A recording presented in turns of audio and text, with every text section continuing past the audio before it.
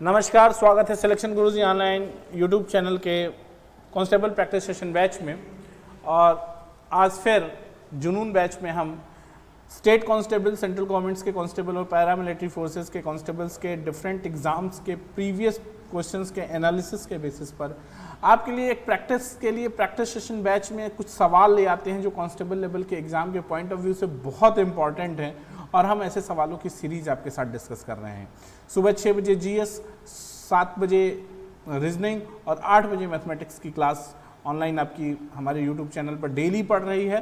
तो प्रैक्टिस बहुत बड़ी चीज़ होती है, क्योंकि कॉम्पिटिटिव एग्जाम्स में कहा ही जाता है कि practice makes a man perfect. और प्रैक्टिस अगर आपकी अच्छी है, आपने पेपर अच्छे से सॉल्व कर रहे हैं और अच्छे लेवल के क्वेश्चंस, देखिए एग्जाम्स बड़े बड़े एग्जाम हैं, छोटे एग्जाम हैं, तो हर डिफरेंट लेवल के एग्जाम का अपना एक क्राइटेरिया है, एक तरीका है, एक ढंग है सवाल पूछने का। तो हमको उस क्राइटेरिया पे को, उस पैटर्न को पकड़ने की जरूरत है जिस पैटर्न पे सवाल पूछे जाते हैं, और कांस्टेबल के पैटर्न के बेसिस पे हम सवाल को तैयार करते हैं आपके लिए और आपके प्रैक्टिस के लिए ले आते हैं। तो स्टार्ट करते हैं आज का जो है सेशन। रोज की तरह एक मोटिवेशनल कोट से कि किस्मत में बादशाह उसी को बनाती है जो खुद कुछ करने का हुनर रखते हैं। आप अगर किस्मत के भरोसे बैठे हो कि नहीं हमारी किस्मत में होगा तो हमको मिलेगा, तो विश्वास रखो दोस्त, सिर्फ बैठे रहने से कुछ नहीं मिलेगा। किस्मत भी आपका साथ तब देगी जब आप चलते रहेंगे। ठीक है, स्टार्ट करते हैं सवाल। पहला सवाल आपकी स्क्रीन पे है, ध्यान दीजिएगा, अच्छा है सवाल, और है कि चक्रवृद्धि ब्याज की कौन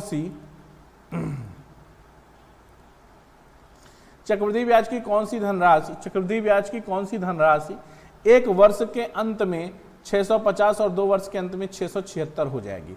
बहुत सिंपल बात है कि अगर फर्स्ट ईयर के कंपाउंड इंटरेस्ट का कॉन्सेप्ट है, समझो, अगर एक साल के अंत में 650 हो गई है तो दूसरे साल के लिए यही मूलधन है, और 650 रुपए के मूलधन पर आपको दूसरे साल के अंत में 676 रुपए मिलते हैं। यानी ब्याज के कितने रुपए मिले? 676 यानी 26 रुपए मिले। ब्याज के 26 रुपए आपको मिलते हैं। इसका मतलब है कि अगर आप दर की बात कर लें तो दर बराबर हो गया 26 बटा 650 गुणित 100। 13 दूनी 26, 13 पचे 65, 50 और 50 दूनी 100 यानी 4%।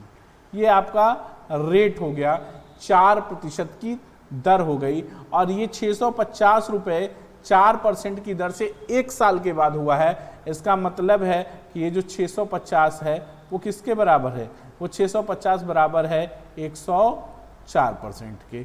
तो 104% बराबर 650, तो 100% मूलधन क्या रहा होगा ये निकालने की जरूरत है कि 650 बटा 104 गुणित 100। अब आप बात को समझो, क्या करना है इसको। जब आप इसको सॉल्व करने जा रहे हैं ना, तो अब आप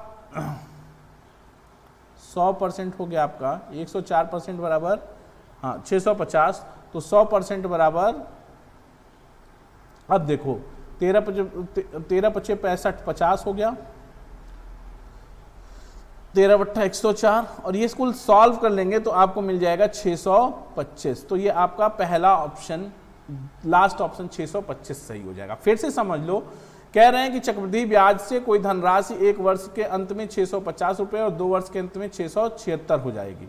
अब बात को समझो कि ये 650 से 676 हुई है, यानी 26 रुपया।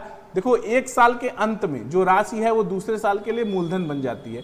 तो 650 रुपए की राशि 676 हो गई, यानी ब्याज एक साल के बाद 26 रुपया मिला। तो ब्याज की दर क्या हो गई? ब्याज की दर हो गई 4%। अब ये 650 रुपए कब हुआ है? 650 रुपए एक साल के बाद हुआ है, यानी 104% बराबर 650, तो 100% बराबर 625। ये आपका मूलधन हो गया। अगला सवाल ध्यान दीजिएगा। अगला सवाल है कि एक किले में 150 सैनिकों के 50 दिन के भोजन का प्रावधान था। एक किले में 150 सैनिकों के 50 दिन, एक किले में 150 सैनिकों के लिए 50 दिन के भोजन का प्रावधान था। 20 दिन बाद 50 सैनिक किला छोड़ के चले गए, यानी 150 लोगों ने 20 दिन तक भोजन किया, प्लस 50 सैनिक किला छोड़ के चले गए तो बचे 100, और 100 लोगों के बाकी बच्चों के लिए भोजन कितने दिन चलेगा, यानी डी। अब बात समझो, ये हो गया 150 गुणित 30 बटा 100, ये बराबर हो गया दिन। अब 50 तियां 150, 50 दूनी 100, ये 15, तो डी बराबर हो गया 40, तो डी बराबर हो गया 45 डेज, 45 दिन। ठीक, नेक्स्ट क्वेश्चन ध्यान दीजिएगा। 3 साझेदार ए बी सी ने मिलकर एक व्यापार में 3 साझेदारों ए बी तथा सी, ठीक है, ए बी तथा सी, छूट गया है सी, देख रहे हैं, ए बी तथा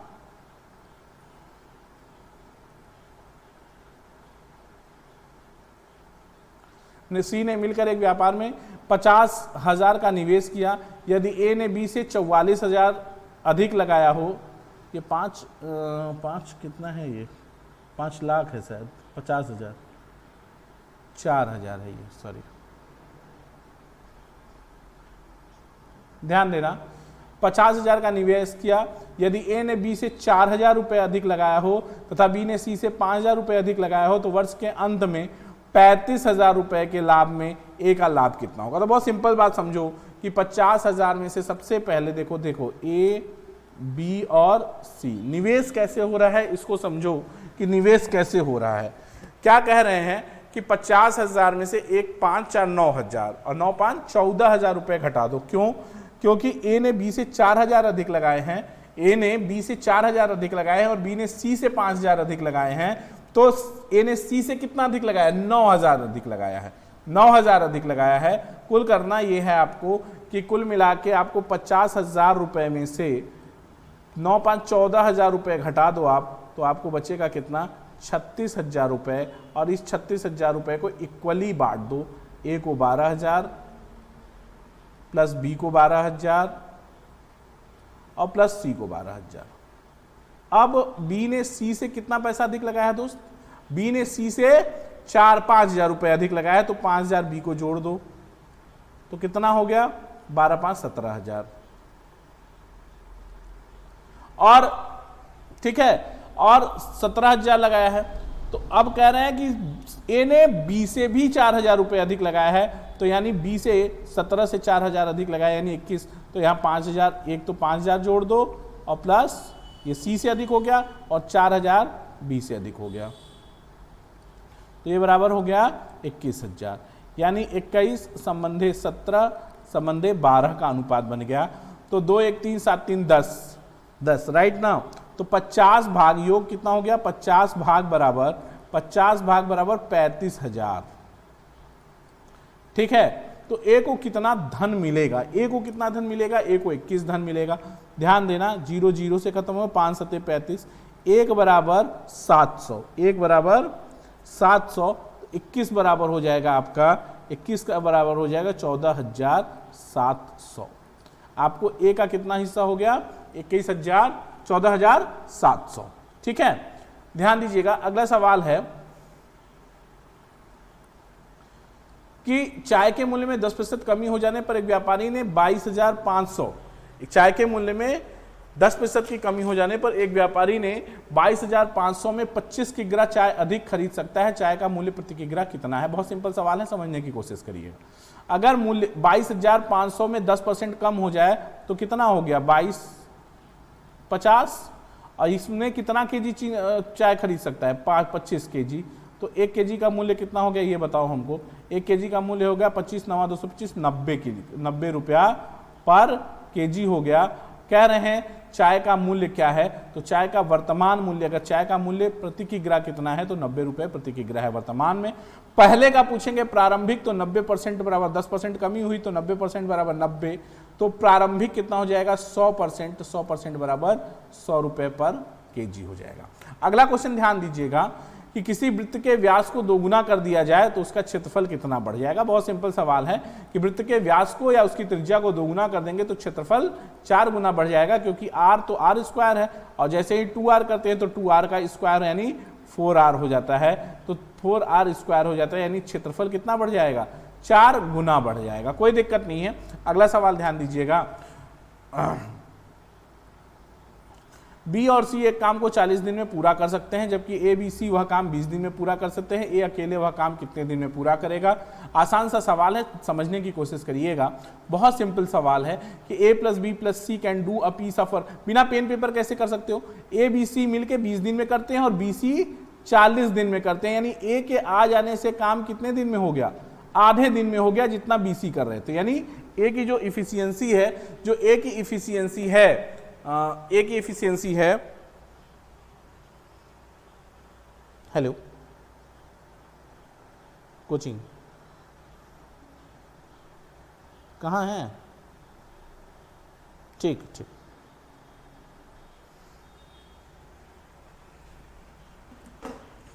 ए प्लस बी कह रहे हैं कि ए प्लस बी प्लस सी, अच्छा चलो कर ही देते हैं। वैसे आप मेंटली अगर करना चाहें तो बी और सी 40 दिन में करते हैं, ए बी सी 20 दिन में करते हैं, यानी ए के आने से काम 2 गुना तेज हो गया।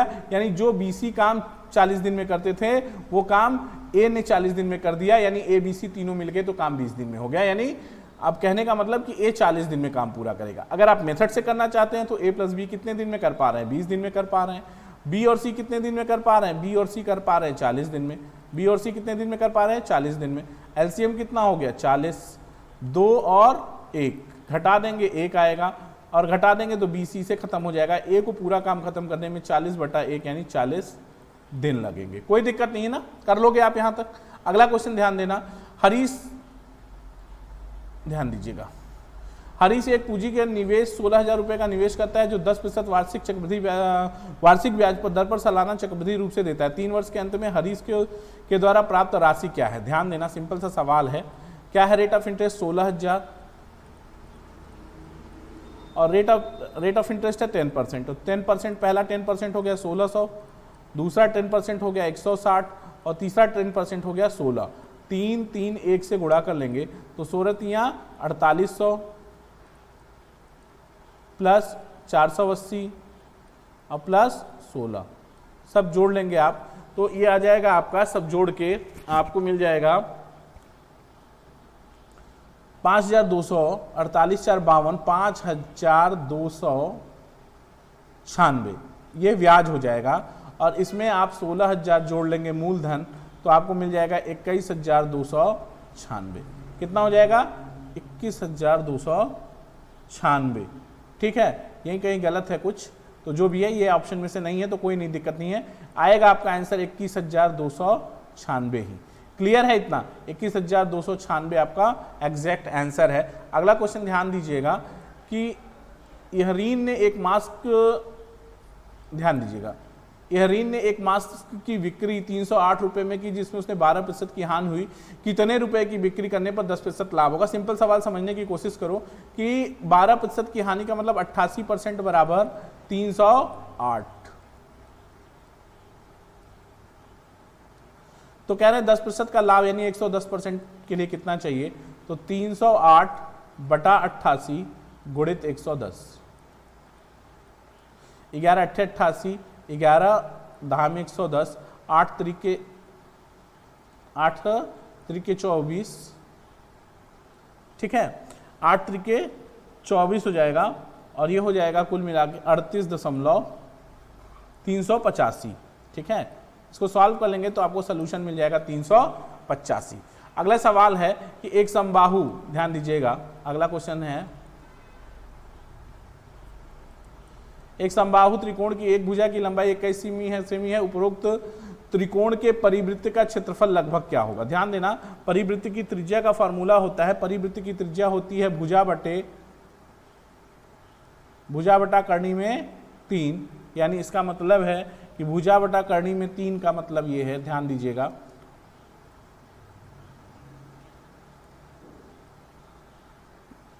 भुजा बटा करनी में 3 का मतलब है 21 बटा करनी में 3।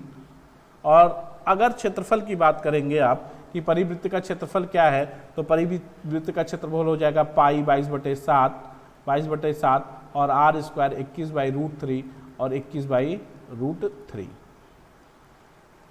ठीक, √3 से ये 7 बार कट जाएगा और 7 7 से खत्म हो जाएगा, 21/7 हो जाएगा, 21/7 42 की 2 हासिल 4, 21/42 4 46, 462। आपका सी ऑप्शन सही हो जाएगा। अगला सवाल ध्यान दीजिएगा कि एक क्वेश्चन रिपीट है। अगला, दो संख्याओं का योग 36 और उसका मौ 100। ध्यान दीजिएगा, ये सवाल, दो संख्याओं का योग 36 है, उनका मौसा और लौसा क्रमशः 3 और 105 है, तो उनके व्युत्क्रमों का योग क्या होगा। तो सिंपल समझने की कोशिश करिएगा कि इसको आप डायरेक्ट क्वेश्चन कैसे कर पाओगे।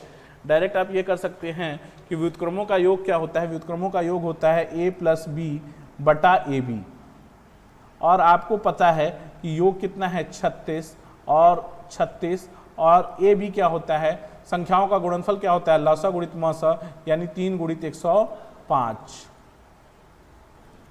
यानी 3 से काट देंगे तो 12 बार, और फिर 3 से काटेंगे तो 4/35, यानी आपका आंसर कितना हो गया 4/35, 4/35। सी ऑप्शन सही हो गया। अगला क्वेश्चन ध्यान दीजिएगा, चीनी का मूल्य 25% बढ़ जाने पर एक व्यक्ति 150 रुपए में 6 किग्रा चीनी खरीद पाता है। चीनी का मूल मूल्य क्या था। 25, ध्यान दो, चीनी का मूल्य 25% बढ़ जाने पर 150 रुपए में 6 किग्रा, 150 मतलब 25 रुपए केजी हो जाता है मूल्य।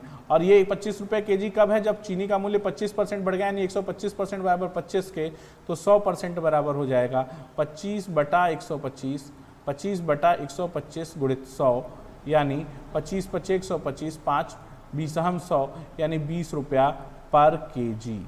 ठीक है। अगला सवाल ध्यान दीजिएगा, कह रहे हैं यदि विक्रय मूल्य 3 गुना किया जाए तो लाभ 5 गुना हो जाता है। यदि विक्रय मूल्य 5 गुना किया जाए, यदि विक्रय मूल्य 3 गुना किया जाए तो लाभ 5 गुना हो जाता है। लाभ ज्ञात कीजिए। ध्यान दीजिएगा, बहुत सिंपल सा सवाल है कि प्रॉफिट बराबर होता है, प्रॉफिट इज इक्वल टू होता है SP माइनस CP। ध्यान से समझने की कोशिश करिएगा, SP माइनस CP कह रहे हैं अगर SP 3 गुना कर दिया है, विक्रय मूल्य 3SP माइनस CP बराबर 5P प्रॉफिट हो गया। अब क्या करना है, अब क्या कर सकते हो आप कि SP CP होंगे 3, हाँ ठीक है, और प्रॉफिट हो गया 5P इज इक्वल टू 3। अब इसको आप लिख सकते हो, 2SP plus SP minus CP, और SP माइनस CP क्या होता है, फिर से प्रॉफिट होता है। ये इधर घट जाएगा तो 4P is equal to 2SP हो जाएगा, या यूं कह सकते हैं आप कि 2P is equal to SP हो गया। 2P is equal to SP हो गया, और SP को क्या लिख सकते हो, CP प्लस प्रॉफिट लिख सकते हो, प्रॉफिट लिख सकते हो, और ये फिर घट जाएगा प्रॉफिट आके, तो P is equal to CP हो जाएगा। यानी कितना प्रॉफिट हो गया, 100% का प्रॉफिट हो जाएगा। ठीक है, 100% का प्रॉफिट हो जाएगा। बहुत अच्छा सवाल था, इसको आराम से थोड़ा सा समझना, थोड़ा आराम से समझोगे तो क्वेश्चन को समझ जाओगे। अगला क्वेश्चन ध्यान दीजिएगा कि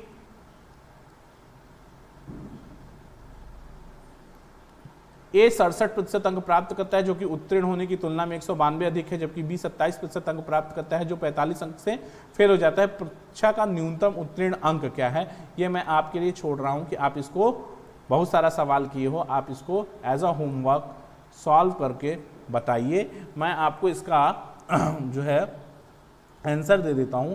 इसका आंसर आपको मिलेगा 210। ठीक है। नेक्स्ट क्वेश्चन ध्यान दीजिएगा, एक छात्र 68 की बजाय 88 के रूप में दर्ज किए, एक छात्र के अंक 68 के बजाय 88 अंक 20 अंक 88 के रूप में दर्ज किए गए। इस कारण कक्षा का औसत 0.5 बढ़ गया। कक्षा में छात्रों की संख्या क्या है। ध्यान देना, औसत में कितने की वृद्धि, योग में कितने की, 68 से 88 हो गया, यानी योग में 20 की वृद्धि हो गई, तो औसत में 0.5 की वृद्धि हो गई, तो संख्या क्या हो जाएगी, 20/0.5 यानी 40। छात्रों की संख्या 40 हो गई। ठीक है, तो कांस्टेबल प्रैक्टिस सेशन बैच में सिलेक्शन गुरुजी पर आज इतना ही। कल फिर मुलाकात होगी कुछ शानदार सवालों के साथ कांस्टेबल प्रैक्टिस सेशन बैच में। देखते रहिए सिलेक्शन गुरुजी ऑनलाइन। जय हिंद, जय भारत।